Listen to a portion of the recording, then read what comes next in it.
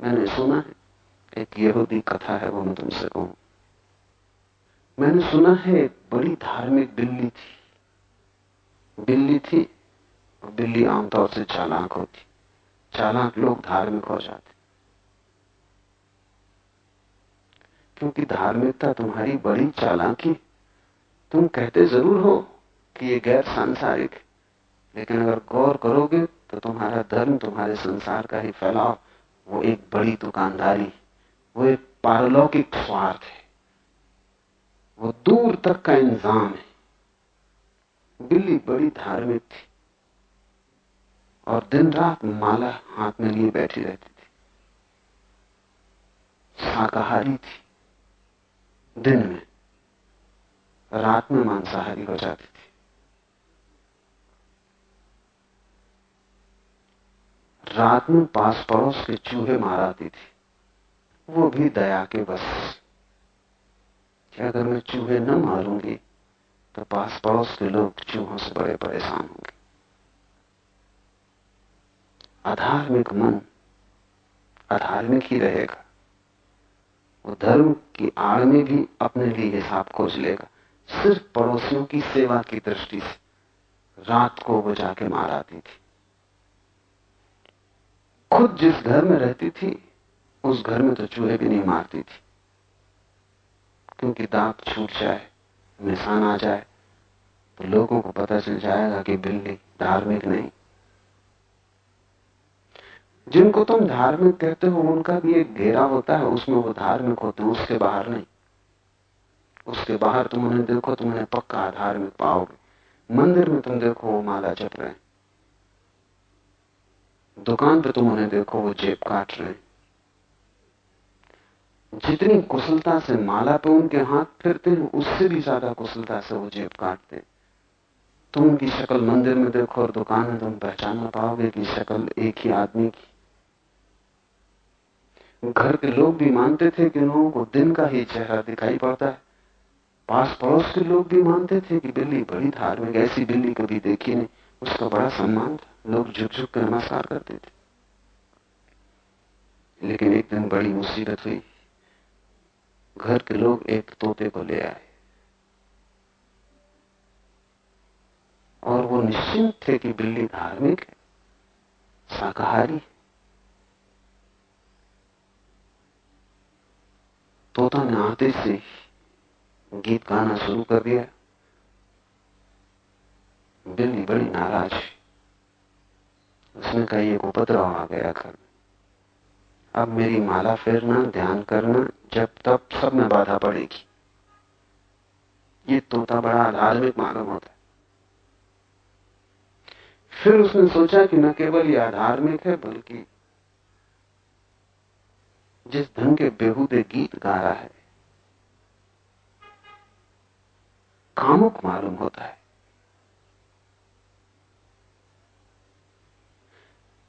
शैतान ने इसको पकड़ा हुआ है, वही इसके कंठ से ऐसी कामुकता पैदा करवा रहा है। रात होते तक उसने अपने को पक्का भरोसा दिला लिया कि इसका अंत करना इसके ही हित में है, क्योंकि शैतान इसे पकड़े हुए है और जब तक इसका इस शरीर से छुटकारा ना हो तब तक शैतान से छुटकारा ना होगा। रात उसने झपट्टा मार दिया, सारे पंख नोच डाले, सब कमरे में खून फैल गया। सुबह उस बिल्ली की बड़ी पिटाई हुई, वो तोते को खा गई। उसे बड़ा पश्चाताप भी हुआ। पश्चाताप तोते को खाने से नहीं हुआ, वो तो धार्मिक कृत्य था। यही तो सारी दुनिया के धार्मिक लोग कर रहे हैं। मुसलमान हिंदुओं को मार रहे हैं, हिंदू मुसलमानों को मारना चाहते हैं, ईसाई मुसलमान की हत्या करना चाहते हैं, मुसलमान ईसाई को मिटा देना चाहते हैं, सारे धार्मिक लोग। पर उनकी भी अगर तुम भाषा समझो तो बिल्ली की ही भाषा है। मुसलमान हिंदू को इसलिए तो मारना चाहता है कि ये अधार्मिक, अगर अधार्मिक रह गया तो नरक में सड़ेगा, इसको धार्मिक बनाना जरूरी। अगर बन जाए जीते जी तो ठीक, अन्यथा ये भी इसी के हित में है कि कम से कम धर्म के मार्ग पर मरा। इसका छुटकारा दिलाना जरूरी। पश्चाताप उसे हुआ, इसलिए नहीं कि उसने तोते को मार डाला, पश्चाताप उसे हुआ कि गलती ये हो गई कि मुझे पंख सारे घर में नहीं फैलाने थे। खून के दाग फर्श पे पड़ गए, फर्श कीमती, घर के लोग इसलिए नाराज। दोबारा स्मरण रखना जरूरी। तोता फिर दूसरा बाजार से खरीद के लाया गया। रात उसने फिर हमला किया, लेकिन वो पूरे तोते को लील गई। न तो उसने पंख तोड़े, न उसको खून के बूंद गिरने दिए, और वो बड़ी प्रसन्न हुई कि अब घर के लोग बड़े आनंदित होंगे। और तोतों को मुक्ति दिलाना बिल्लियों का कर्तव्य ही है। एक आत्मा इस नार की शरीर से मुक्त हुई, रहता इस शरीर में तो कुछ न कुछ पाप करता है। अब कोई पाप करने को न बचा। सुबह उसकी फिर पिटाई हुई। उसे समझना बड़ा मुश्किल हुआ, लेकिन अब उसे समझ में आया कि हो न हो पंखों के कारण नहीं पीटी गई थी, न खून के दाग के कारण। एक घर के लोग तोते को मारने के पक्ष में नहीं। तो आगे स्मरण रखना, आप तोते को छूना ही नहीं। फिर तीसरा तोता लाया गया। बिल्ली ने उसे मुस्कुरा कर देखा। वो मुस्कुराहट वैसी ही थी जैसी धार्मिक लोगों की मुस्कुराहट होती, झूठी। उसने बड़े आशीर वचन भी कहे, माला हाथ में लिए। वो वैसे ही थे जैसे तथाकथित साधुओं के होते। उसने अपने मन को सब तरह समझाने की कोशिश की कि रहने दो, ये नार की है, खुद भटकेगा, हमारा क्या बिगड़ता है। लेकिन रात तोते के पास पहुंची। पक्का निर्णय था कि अब इसको मारना नहीं, लेकिन फिर भी इसे कुछ उपदेश देना तो जरूरी। तोते के शिंचे के पास वो गई और उसने कहा कि सुन, ये गीत कामुक है जो तू गा रहा है, और ये आकाश की तरफ आंख उठा के जो बातें तू करता है ये बेहूदी है और अधार्मिक। क्योंकि धार्मिक लोगों को प्रसन्नता सदा अधार्मिक मालूम पड़ती है, गीत सदा अधार्मिक मालूम पड़ते हैं, संगीत सदा नरक का द्वार मालूम पड़ता है। उदासी, लंबे चेहरे, रोते हुए मुर्दा लोग, उन्हें लगते हैं कि धर्म। बिल्ली को पास आया देख के तोता एकदम कपने लगा, फड़फड़ाने लगा। बिल्ली ने कहा, तो अच्छा भला है तू, कोई हर्जा नहीं, फड़फड़ाने से कोई हर्ज नहीं, तड़फड़ाने से कोई हर्ज नहीं, लेकिन अपने को बदल। और अगर तू भयभीत हो रहा है तो अच्छा लक्षण है, क्योंकि जो परमात्मा से भयभीत होते हैं वही उस तक पहुंच पाते। और मैं इस स्थिति में तेरी थोड़ी सहायता करूंगी। उसने एक पंजा अंदर डाला ताकि तोता और फड़फड़ा सके, और फिर उसने कहा कि मारने का तो मैंने तय कर लिया, तुझे मारूंगा नहीं, लेकिन तुझे हिलाने में तो कोई हर्जा नहीं है। उसने तोते को खूब हिलाया। वो हिलाने से तोता मर गया। और जब तोता मर गया तो बिल्ली ने सोचा, घर के लोग हिंसा के विपरीत हैं कि किसी को मारना नहीं, लेकिन मरे हुए को खाने में तो कोई हर्ष नहीं। ऐसी घटना बौद्धों के इतिहास में घटी। सारे बौद्ध मांसाहार कर रहे हैं, उनको ये बिल्ली की कहानी पढ़नी चाहिए। और घटना बड़ी हैरानी की, एक बौद्ध भिक्षु भीख मांगने गया। बुद्ध मांसाहारी नहीं थे, और बुद्ध चाहते नहीं थे कभी कि भिक्षु मांसाहारी हो। एक भिक्षु मांस भोजन मांगने गया। आकाश में उड़ती एक चील के मुंह से एक मांस का टुकड़ा उसके भिक्षा पात्र में गिर गया। संयोग की बात। वो बड़ा मुश्किल में पड़ा, क्योंकि नियम था बुद्ध का कि जो भी लोग भिक्षा पात्र में डाल दें उसको बिना चुनाव के भिक्षु को स्वीकार कर लेना चाहिए।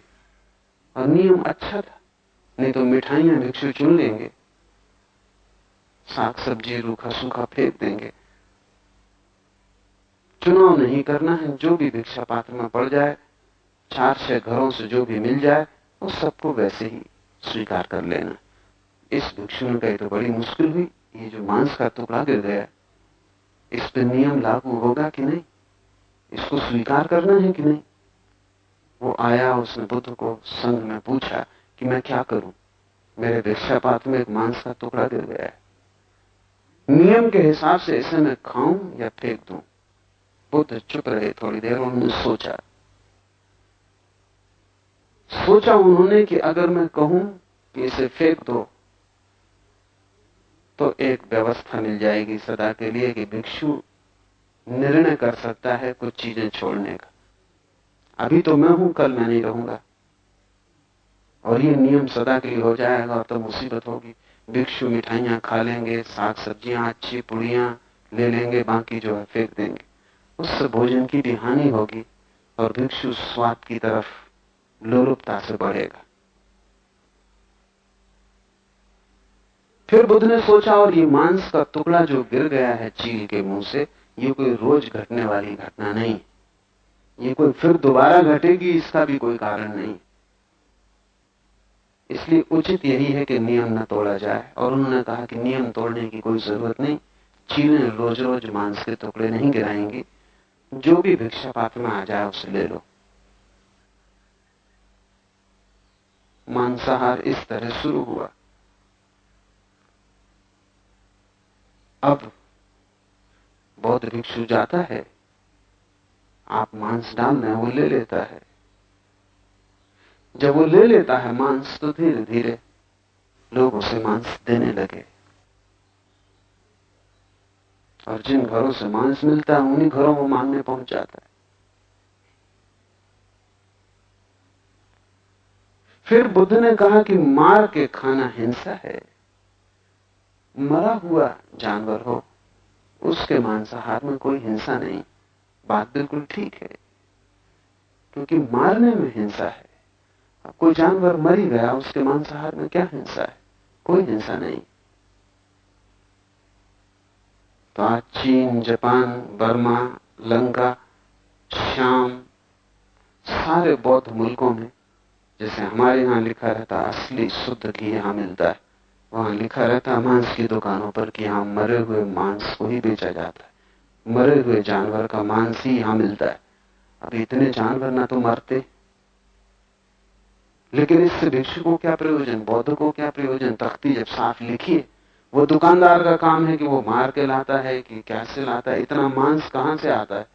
करोड़ों लोग मांसाहार करते, सारा बौद्ध धर्म मांसाहार से भर गया। एक छोटी सी चील ने वो काम किया जो बुद्ध न कर पाए।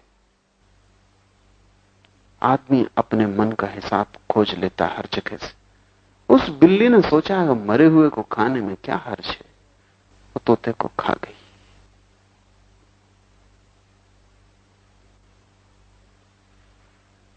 तुम इस बात को स्मरण रखना कि तुम जो कर रहे हो, तुम जो तर्क दे रहे हो, तुम जो बहाने खोज रहे हो, वो बहाने तुम्हारी अचेतन वृत्तियों से तो नहीं आते। अगर अचेतन वृत्तियों से आते हैं तो सजग होकर उनको पहचानना, क्योंकि वो सिर्फ बहाने हैं, वो तर्क नहीं है, वो झूठे तर्क है।